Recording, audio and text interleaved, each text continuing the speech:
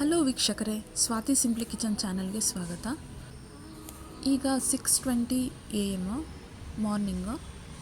Morning ಎದ್ದು door open ಮಾಡಿ outside ಒಂದು ಸರಿ ನೋಡಿ ಬೆಳಕು ಇನ್ನೂ ಸರಿಯಾಗಿ ಆಗಿರಲಿಲ್ಲ. ಹಾಗೆ ಮನೆ ಒಳಗೆ ಬಂದೆ.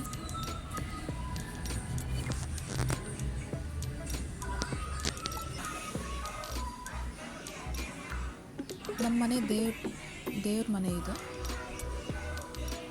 ನಮ್ಮ ಮನೇಲಿ ನಂದಾದೀಪ ಯಾವಾಗಲೂ ಉರಿತಾ ಇರುತ್ತೆ. ಬತ್ತಿ ಸಣ್ಣ ಮಾಡಿ ಫುಲ್ ಎಣ್ಣೆ ಹಾಕಿದ್ರೆ 24 hours ಉಳಿಯುತ್ತೆ.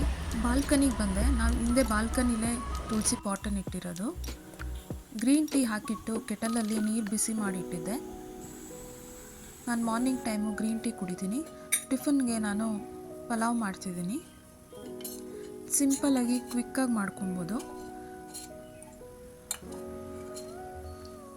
ಕುಕ್ಕರ್ ಇಟ್ಕೊಂಡು 4 ಸ್ಪೂನಷ್ಟು ಎಣ್ಣೆ ಹಾಕಿದ್ದೀನಿ.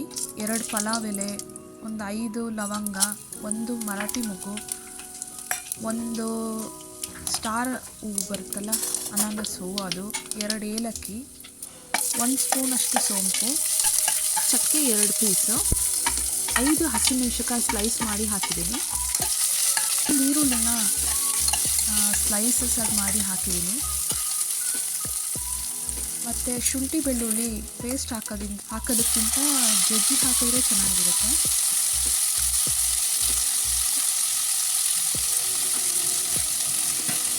ಎಲ್ಲ ಹಸಿ ವಾಸನೆ ಹೋಗೋ ತನಕ ಹುರ್ಕೊಬೇಕು. 2 ಟೊಮೆಟೊನ ಚಿಕ್ಕದಾಗಿ ಕಟ್ ಮಾಡಿ ಅದನ್ನು ಹಾಕಿ ಒಂದು ಸರಿ ತಿರುಗಿಸ್ಕೊಬೇಕು. ಟೊಮೆಟೊ ಸಾಫ್ಟ್ ಆಗೋ ತನಕ ಹುರ್ಕೊಬೇಕು ಒಂದು ಸರಿ. ಆದಮೇಲೆ ಇವಾಗ ಮಸಾಲ ಪೌಡ್ರ್ ಹಾಕ್ಕೊಬೇಕು. 1 ಸ್ಪೂನಷ್ಟು ಧನಿಯಾ ಪುಡಿ, ಅರ್ಧ ಸ್ಪೂನಷ್ಟು ಅರಿಶಿಣದ ಪುಡಿ, 1 ಸ್ಪೂನು ಉಪ್ಪು. ನಾನೀಗ 1 ಸ್ಪೂನ್ ಪುಡಿ ಹಾಕಿದ್ದೀನಿ.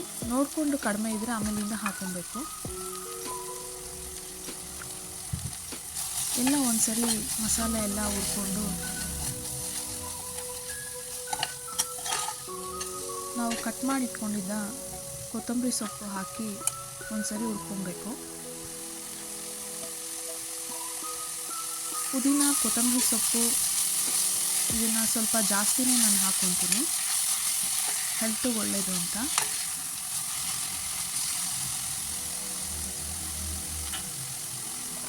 ಕೊತ್ತಂಬರಿ ಸೊಪ್ಪು ಹಾಕಿದ್ಮೇಲೆ ಒಂದು ಸರಿ ಹುರ್ಕೊಬೇಕು.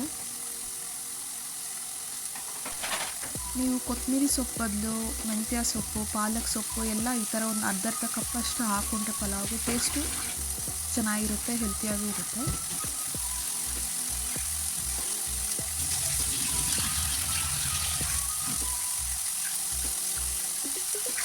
ನಾವು ಏನೇನು ಹಾಕಿರ್ತೀವಿ ಎಲ್ಲ ಸ್ವಲ್ಪ ಹಸಿ ವಾಸನೆ ಹೋಗಿ ಎಣ್ಣೆ ಬಿಟ್ಕೊಳ್ಳೋ ತನಕ ಸ್ವಲ್ಪ ಹುರಿದ್ರೆ ಪಲಾವ್ ಟೇಸ್ಟ್ ಇರುತ್ತೆ.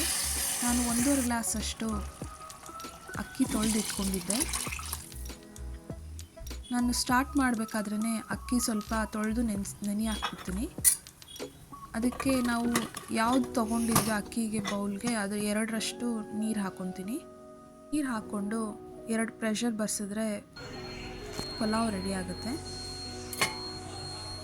ಮಧ್ಯಾಹ್ನಕ್ಕೆ ವೆದರ್ ಕೋಲ್ಡ್ ಇರೋದ್ರಿಂದ ನಾನು ಸ್ವಲ್ಪ ತಿಳಿ ಸಾರು ಮಾಡ್ಕೊತಿದ್ದೀನಿ. ಒಂದು ಚಿಕ್ಕ ನಿಂಬೆಹಣ್ಣು ಸೈಜ್ದು ಹುಣಸೆಹಣ್ಣು ತೊಗೊಂಡಿದ್ದೀನಿ. ಹುಣಸೆಹಣ್ಣ ನೀರಲ್ಲಿ ನೆನೆ ಹಾಕ್ಕೊಬೇಕು ಮೊದಲು. ನಾನು ತಿಳಿ ಸಾರಿಗೆ 1 ಫುಲ್ ಬೆಳ್ಳುಳ್ಳಿ ಹಾಕ್ತಿದ್ದೀನಿ. ಹಾಕಿ ಸಿಪ್ಪೆ ಸಮೇತನೇ ಜಜ್ಜಿಟ್ಕೊಬೇಕು.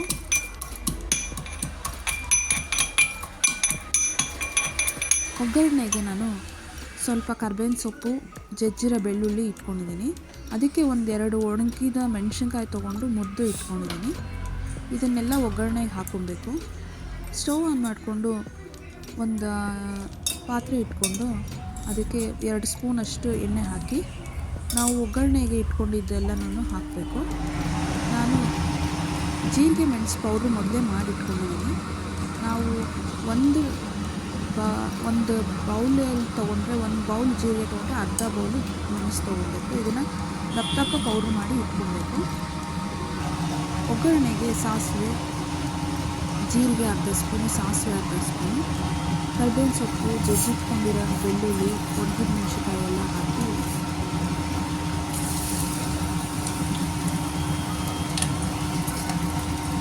ಬೆಳ್ಳುಳ್ಳಿ ಹಸಿ ವಾಸನೆ ಹೋಗೋ ತನಕ ಹುರ್ಕೊಬೇಕು.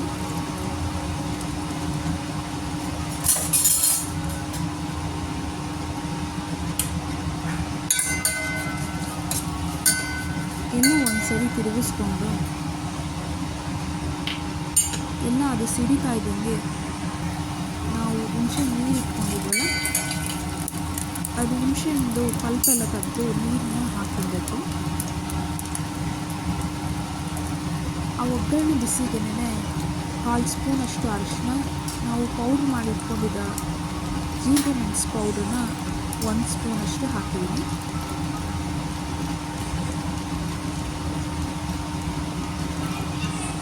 ಸ್ವಲ್ಪ ಬೇಕಂದರೆ ಸ್ವಲ್ಪ ಅರ್ಧ ಮುಕ್ಕಾಲು ಸ್ಪೂನಷ್ಟು ಹಾಕ್ಕೊಬೋದು. ನಾನೀಗ ಒಂದು ಫುಲ್ ಮಾಡೋದ್ರಿಂದ 1 ಸ್ಪೂನಷ್ಟು ಹಾಕಿದ್ದೀನಿ.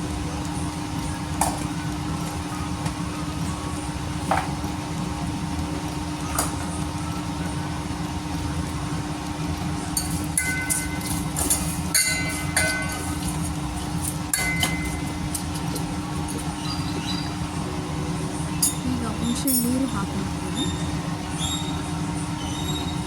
ಹಾಕ್ಕೊಂಡು ಇದಕ್ಕೆ 2 ಗ್ಲಾಸಷ್ಟು ದೊಡ್ಡ ಗ್ಲಾಸಲ್ಲಿ ನೀರು ಹಾಕ್ತಿದ್ದೀನಿ. 4 ಜನಕ್ಕೆ ಬೇಕು ಅಂದರೆ 2 ಗ್ಲಾಸಷ್ಟು ನೀರು ಸಾಕಾಗುತ್ತೆ.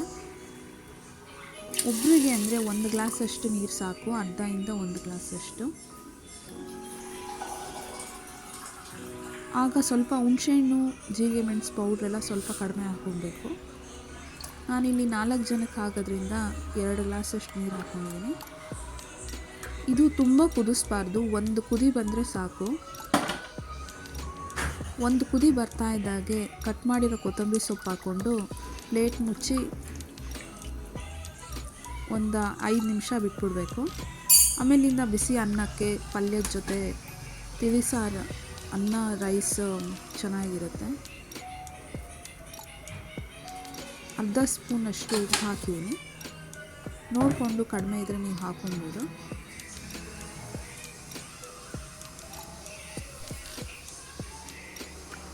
ವೆದರ್ ಕೋಲ್ಡ್ ಇರಬೇಕಾದ್ರೆ ರೈನಿ ಸೀಸನ್ನಲ್ಲಿ, ಈ ಥರ ಸೀಸನಲ್ಲಿ ಈ ಥರ ನಾವು ಇದಕ್ಕೆ ಮೆಣಸಿನ ಸಾರು ಅಂತ ಹೇಳ್ತೀವಿ. ಈ ಥರ ತಿಳಿ ಸಾರು, ಮೆಣಸಿನ ಸಾರನ್ನ ಮಾಡ್ಕೊಂಡು ತಿನ್ನೋದ್ರಿಂದ ಕೋಲ್ಡ್ ಬೇಗ ಆಗೋಲ್ಲ. ನೆಗಡಿ, ಕೆಮ್ಮು, ಜ್ವರ ಬಂದಾಗ ಈ ಥರ ಮಾಡ್ಕೊಂಡು ತಿಂದರೆ ಬಾಯಿಗೂ ತುಂಬ ಟೇಸ್ಟ್ ಸಿಗುತ್ತೆ, ಚೆನ್ನಾಗೂ ಇರುತ್ತೆ ತಿನ್ನೋದಕ್ಕೆ. ಸಿಂಪಲ್ಲಾಗಿ ಕ್ವಿಕ್ಕಾಗಿ 1-2 ಮಿನಿಟ್ಸಲ್ಲೇ ಮಾಡ್ಕೊಬೋದು ಜೀರಿಗೆ ಮೆಣಸು ಪೌಡ್ರ್ ಇದ್ದರೆ. ಈಗ ಕಟ್ ಮಾಡಿರೋ ಕೊತ್ತಂಬರಿ ಸೊಪ್ಪು ಹಾಕ್ತಿದ್ದೀನಿ. ಈಗ ಸಿಂಪಲ್ಲಾಗಿ ಮೆಣಸಿನ ಸಾರು, ರಸಮ್ ರೆಡಿಯಾಗಿದೆ.